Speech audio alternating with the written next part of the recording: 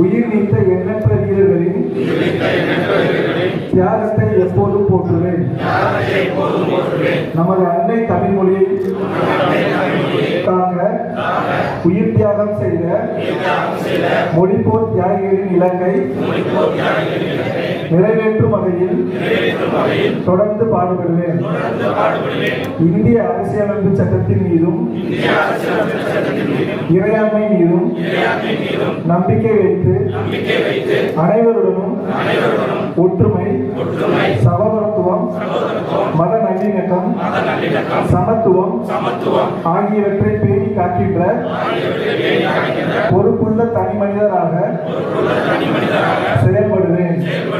மக்களாட்சி, மதச்சார்பின்மை, சமூக நீதி பாதையில் பயணித்து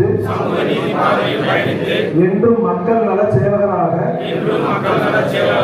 கடமையாற்றுவேன் என உறுதியளிக்கின்றேன்.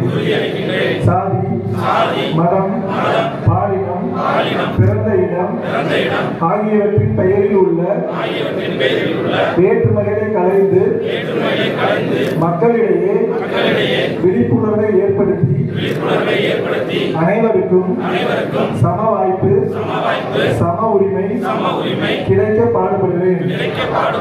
பிறப்புக்கும் எல்லா உயிருக்கும் என்ற சமத்துவ கொள்கையை கடைபிடிப்பேன் என்று உளமாற உறுதி கூறுகிறேன்.